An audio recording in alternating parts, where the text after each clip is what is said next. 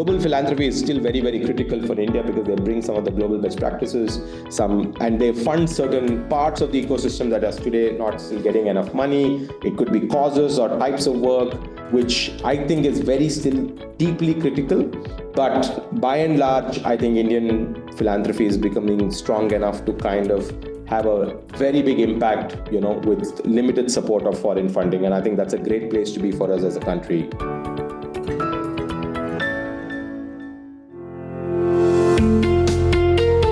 Hello and a warm welcome to a very special podcast series, Unusual Suspects.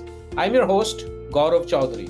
This is a series about unraveling stories of entrepreneurs, investors, professionals, and philanthropists who are disruptors, yet not in your face. The disruptions have consistently delivered on the purpose and the mission they've embarked on. The values are as strong as the mission.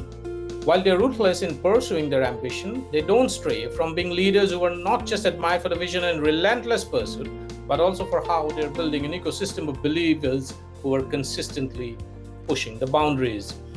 In each episode, I speak to one such leader, talking to her or him or them about their businesses, lives, inspirations, interests, challenges, pivot moments and turning points, and of course the little joys of life and work.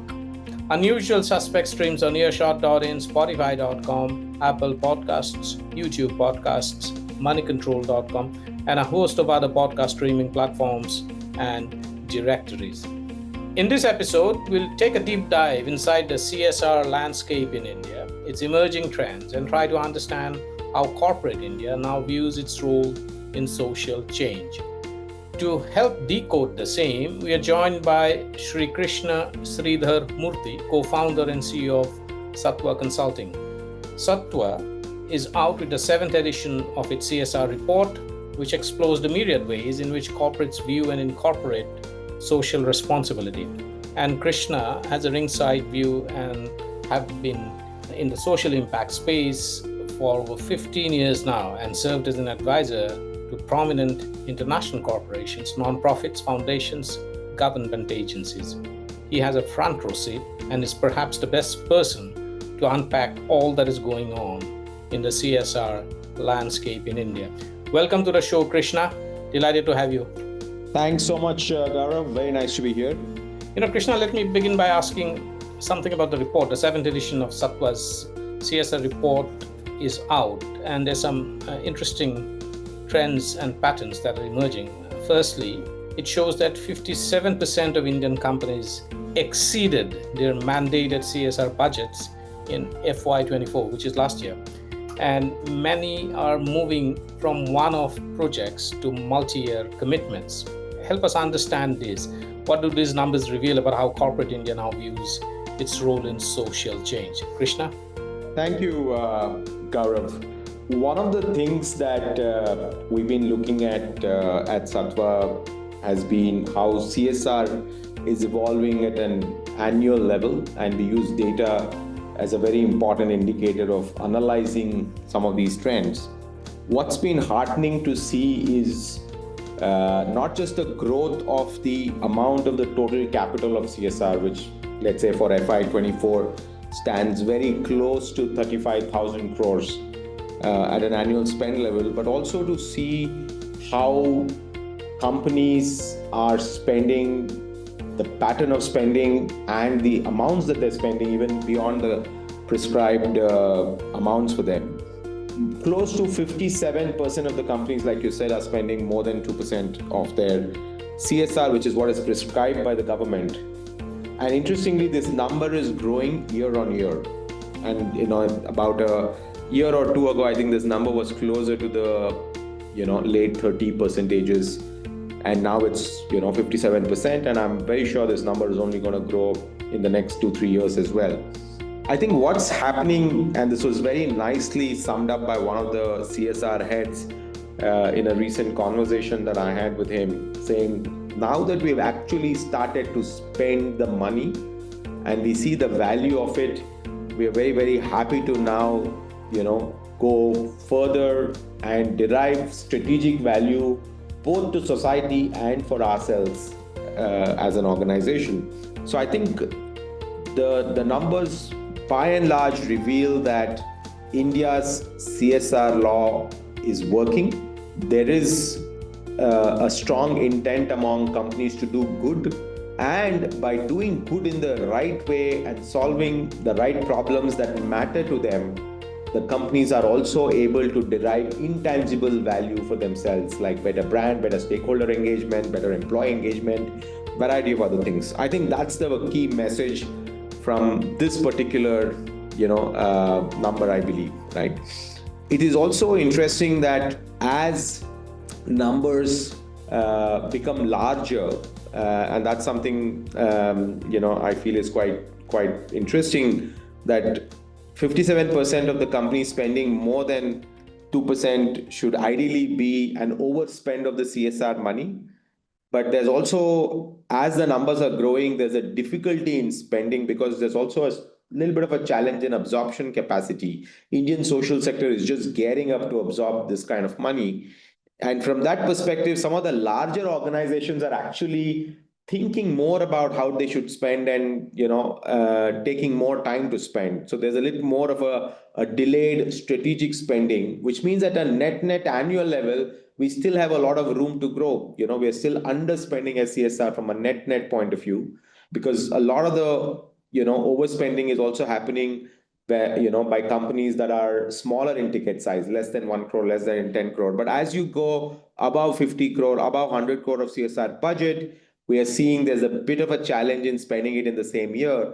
And hence companies are taking their time. Thankfully, they're just not writing off the check to a PM Cares or some of the other large initiatives by the government. They're taking their time, thinking through what they want to do, diversifying the sources of where they can spend and spending it in a more structured way. So at an annual level, while the number of overspenders is growing, net, there's still a lot of opportunity to, bring in more capital into CSR on an annual basis.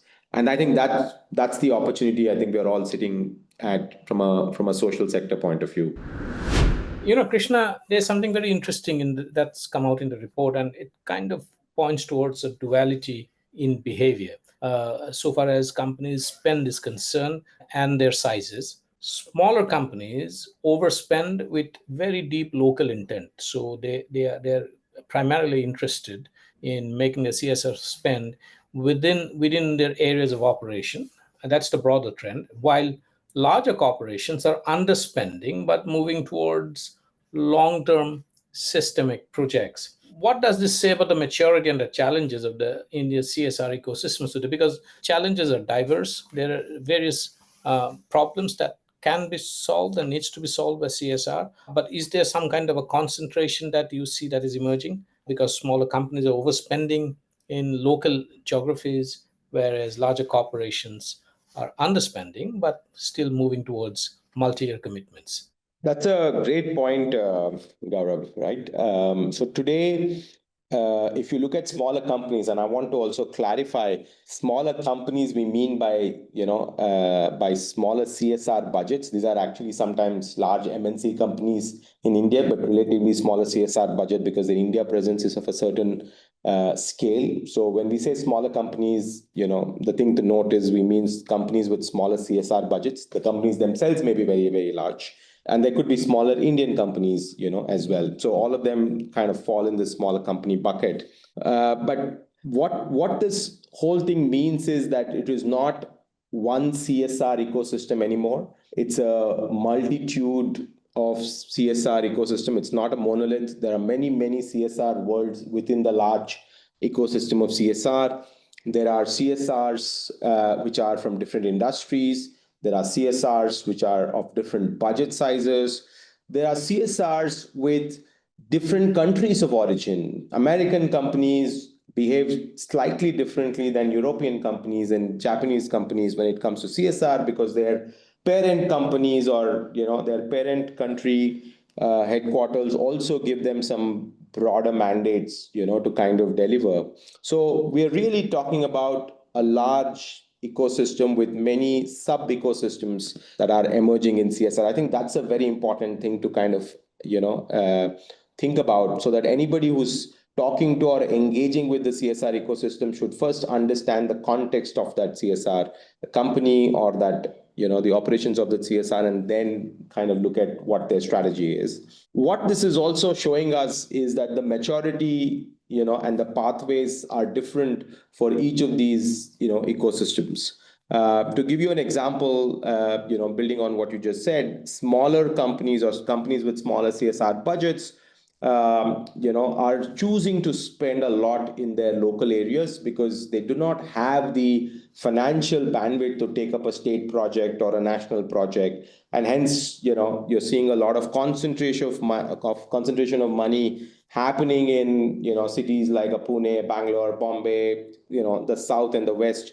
And even within Karnataka, it's in few pockets. Within Tamil Nadu, it is in few pockets because that's kind of where, the businesses are. Whereas the larger companies are the ones with larger CSR budgets that are able to take up mandates beyond their immediate areas of operations and take up more national priorities, large initiatives at a national level, which is also pushing money into eastern regions, northeastern regions, aspirational districts, and things like that. And especially public sector companies, because they also have a bit of a mandate to do this, are able to bring, reasonable amount of capital into these national initiatives or geographies where the needs are high. The second thing to also, look at is the fact that different companies, like I said, industries have different priorities. So you will see certain type of industries spending more in education, IT, for example, or an automobile spending a lot on skilling.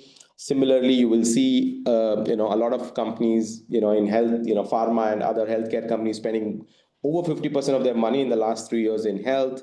And similarly, industries that could be in the mining material space spend a lot more on local development or water and issues like that. And banking spending a lot on income generation and rural development. So there's also a bit of a maturity emerging in what issues that you will spend, which is closer to the material issues of your industries and geographical choices based on your size and scale. So I think that's definitely how we look at this multitude ecosystem now that's emerging in the CSR ecosystem, Gaurav.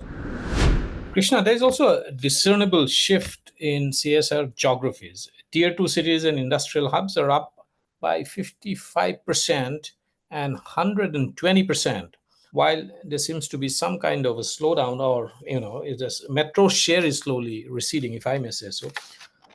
Is this a sign of decentralization of CSR? Do you see that kind of a trend appearing? And if that's so, what is driving this? And how are local economies influencing where funds are flowing now? And what is the kind of influence local economies are having in getting funds flow into their systems? That's a great question, Gaurav, and it's a very interesting one as well, right? And I think there are, in my view, three major things happening here. One, I think India's economic growth itself, I think, is now a lot more distributed, and it's not in a few centralized pockets. Being a Bangalorean, I can tell you, the amount of activity that's happening in the outskirts of Bangalore, or the Mysore corridor, or the Hassan corridor, or the Tumkur corridor, and stuff like that. And I'm sure the Madurais of the world, the Varanasis of the world, the Surats of the world are all where there's a lot more economic activity and action today, and that's definitely driving where CSR spend will also follow. As business growth happens, CSR will follow, because that's kind of where companies are seeing strategic spends happen, so that their brand, their business, their stakeholder engagements, kind of can improve. The second, definitely is the fact that there is a bit of a saturation and competition in the metros. It's not easy to get oversaturation in a city like Bangalore. I remember once there were multiple companies fighting to adopt a slum in Jayanagar area because it was close to their office and people could volunteer there, and nobody to kind of engage with communities just 10-20 kilometers outside of Bangalore, right? And this is primarily leading to more companies now realizing that if they want to really create some meaningful impact, they will have to go a little more further, find better projects, rather than compete, in the same backyard where all of their offices are. Doesn't make sense, and hence you are seeing a lot more shift happening to look for better, kind of projects. also credit to some of these states and districts which have also emerged having seized the opportunity or seen the opportunity. I think states like Orissa, and we work with one of the districts in Karnataka where a Bellary or a Davangere, or even some of the other mining districts of Orissa and Jharkhand, where I think the district administration has realized that by engaging a lot better with local corporations, you can create significant value. It's much harder today to work with, let's say, a local urban body in a Bangalore, to do a CSR project than, let's say, to do it in a Davangere or a Bellary, because you have much more access to the DC and a lot more faster decision making can happen, as well. So I think it's a combination of these factors that is kind of leading to a significantly more spend happening in these tier 2, tier 3 towns outside of the metros. Interestingly, also, I think some cities are also seeing a lot of growth because local businesses have started to do very well. Companies that used to be set up in a Coimbatore or a Udupi or a Mangalore or a Surat, Nagpur are beginning to grow as India's economies grow, and they're also becoming pockets of local spend, as CSR grows in India. So multiple factors, but I think this is a very healthy trend that CSR is moving away from few pockets to different parts of India. Obviously, it's not fully still aligned to where the needs are the highest, where the multidimensional poverty index, kind of indicates India's needs are, but still it's going away from, the original centers of concentration. So in a way, it's the right trend, but I hope it happens much, much faster and reaches the areas of need a lot more faster, in the coming years. Now, Krishna, you have a ringside view and have had the front row seat in this space for quite a long time now. How would you characterize the law was introduced in 2014, and since then CSR has evolved significantly. How would you characterize the next decade of CSR in India? So if you look at the last decade of CSR, the first decade in some sense, Gaurav, it's till FY24, the 10 years of the spend amounts to roughly, I think, about 2.2 lakh crores of CSR spend in those 10 years cumulatively, which is a phenomenally high number for a lot of us who were in the sector before CSR law came in. This is just a fantastic opportunity, because the 10 years before that, I don't think saw money come into the social impact space in India of that scale, right? But what we need to also remember is 2.2 lakh crores is also the monthly average GST collection in India for the last 6 months. So 10 years of CSR is 1 month of GST, which means India is much more complex. 35 to 40,000 crore of annual CSR spend from an India's development point of view is relatively still small from the need perspective, which means, A, it's not just the money alone. The money has to be used well. It is really a catalytical money. It is risk capital because it's philanthropic and hence can be used for systems change, for filling in the blanks, for really being a strong catalyst in the impact ecosystem, which means it should go into a lot more meaningful spends. And we will talk a little bit about what examples of those could be. The second is also, when companies do CSR, money is not the only thing they bring to the table. They bring a huge amount of human capital. The fact that this has been the responsibility of CSR has been held by the board and the leadership very deeply involved, and better decision making is happening now on what problems to solve and how we should move away from just funding projects to solving problems. The second thing is the human capital, the talent that is out there, right? So to give you an example, an automobile company which decides to spend its energies on solving for road safety in India and to, let's say, reduce fatalities in certain points of highways which have the high fatality incidents, is very, very welcome because they bring expertise, they bring data, they bring technology that can actually solve this problem for India. Similarly, controlling air pollution, similarly, healthcare. India is going to see a lot of challenges in the coming years on non-communicable diseases, and there are health ecosystems, pharma companies, and a lot of other medical ecosystems which could deeply contribute through technical expertise into solving some of these problems. So it is also that technical human capital that comes along with the money that makes CSR a lot more catalytical.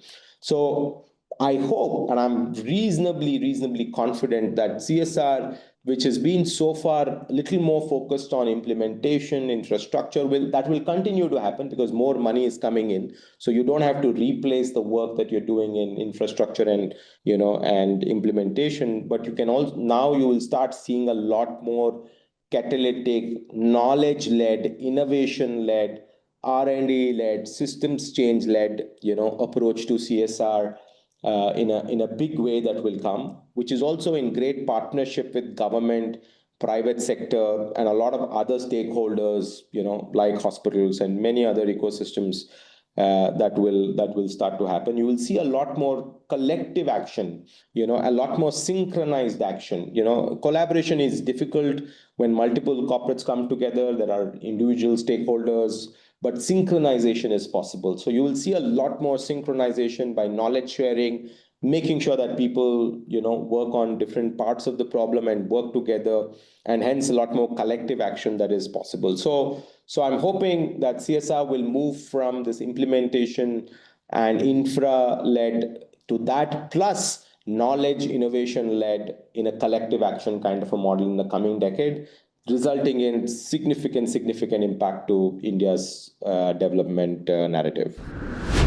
Krishna, of course, there's the question of funding and aid. And as foreign aid and philanthropic inflows tighten and domestic regulation around FCA grows stricter, because whether we like it or not, that is the elephant in the room. How can Indian companies and foundations fill the emerging funding gap for social development?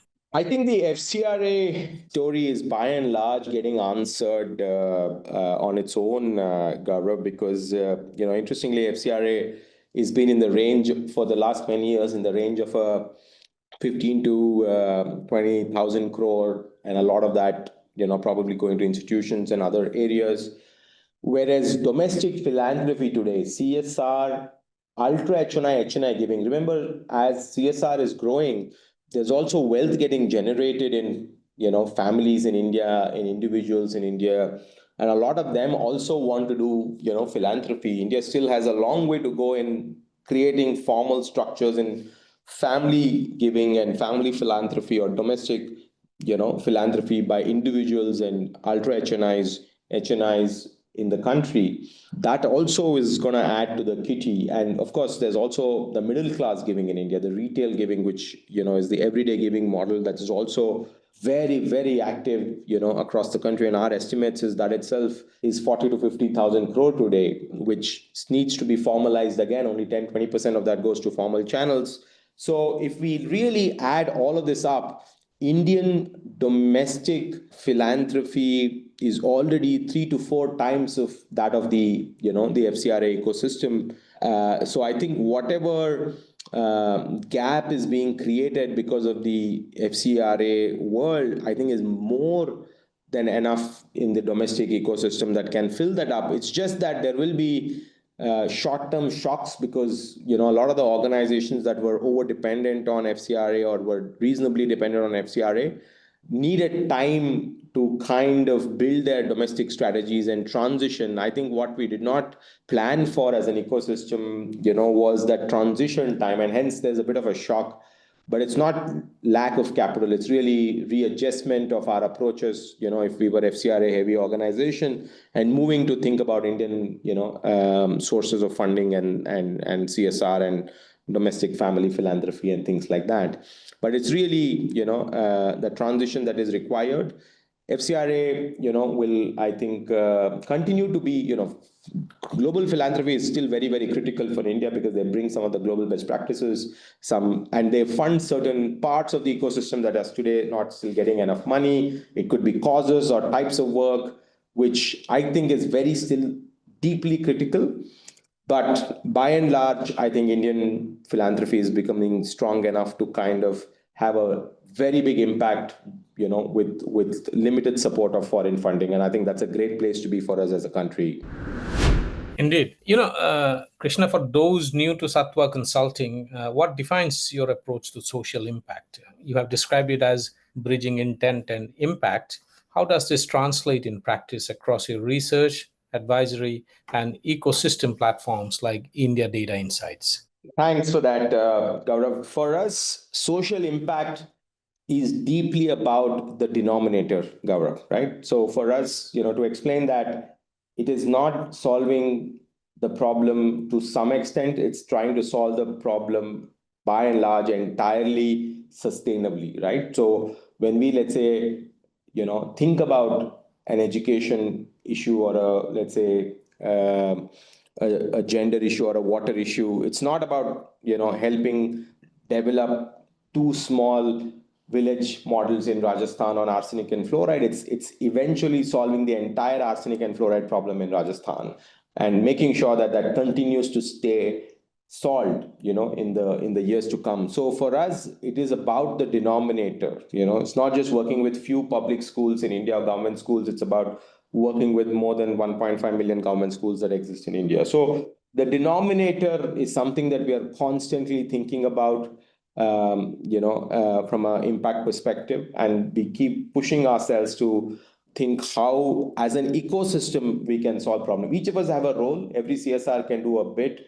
Each of them can be part of the numerator, but collectively, we have to think about the denominator. And that's the view that, from the approach point of view that Sattva comes. And a lot of this, while we do quite a bit of work in data, research, design, and thinking about this, Gaurav, the eventual game is on the ground. Outcome, implementation, collective action are most critical to actually deliver it on the ground. And that's something that we continue to do. And the last thing that has been a big learning for us in the last many years, and as we have ourselves grown, and me personally as a, in the sector has now gone from a generalist approach, which was there about 10 years or so ago, to a more specialist approach. Now we need a lot more specialists because we've gone from piloting to really solving problems and deeply solving problems and holding ourselves accountable to solve some of the problems, which means we need to now know stuff. If we are talking about public health, we better know what happens in public health. We can't just be a generic, somebody who just read about it and, researched about it. We need to build expertise in public health or in climate or in water or in education or in green jobs, whatever it is. So building that expertise is also very critical for us, achieving outcomes on the ground and making sure this is done at an ecosystem level from a denominator perspective. So that's kind of what defines our approach for social impact, Gaurav. Krishna, finally, the report makes a strong case for ecosystem collaboration between corporates, non-profits, and the government. Governments, of course, the state governments are also involved as the next leap for CSR. What models or experiments or templates from Sattva's work best illustrate this kind of a partnership in action? I think that's the most important aspect of the future of impact, Gaurav. We strongly believe, and you'll see this mentioned a few times on our website as well, that impact has to be everybody's business. Only then impact happens. Impact cannot be done by one organization or ecosystem, and hence we need to bring all of the people together because society by definition is all of us. And that's something that we strongly, kind of believe in. At the same time, impact is different for different people. A lot of the people approach it with different lenses, different perspectives. So finding what is common, I think is super critical. And one of the things that we are quite clear about at Sattva is that we need to make collective action or synchronization or collaboration happen without each of the individuals kind of losing or its stakeholders losing their freedom to operate or their vision of what they want to achieve. So I think that's the most critical, thing for all of us. To give you some examples, in Karnataka, we're in a very interesting, education program where we are trying to help implement the national education policy in a few districts, in a few schools, demonstrating then how a blueprint then can be done for other schools in the same district so that more replication and scale is possible.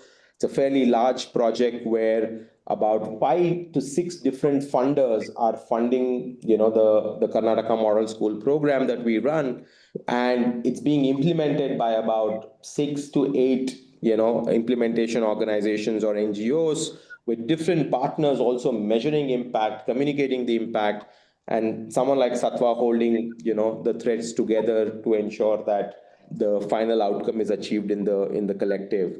So this is a great example where multi-funder, multi-implementation partner ecosystem is working together very closely with the government to achieve the right student learning outcomes for students and educators in Karnataka. Many such examples like that, but I think this is, in my mind, a great template for where future of overall social impact ecosystem of India can go. CSR is a very big part of it, but there will also be other global foundations who will be part of this. There will be family philanthropies who will be part of this. Government will be part of this. Universities, innovators, all of, so the NGO ecosystem, all of these folks will be part of this. And I think CSR has a very interesting catalytic role to play because large companies also, we need to remember, bring the big brand or the large tent under which this collaboration can happen. If a Microsoft or an Infosys or a Google or any of these, folks come and provide that, the big tent or the platform, then a lot more collaboration can happen under that. And I think that's really what we are hoping that in the next decade we will get to see. Thank you, Krishna. Thank you so much for sharing your deep insights and perspectives on a range of issues. Thank you so much for taking the time out and dropping by to have this conversation with us. Absolute pleasure, Gaurav. Thank you so much for the questions. It's wonderful to have this conversation with you.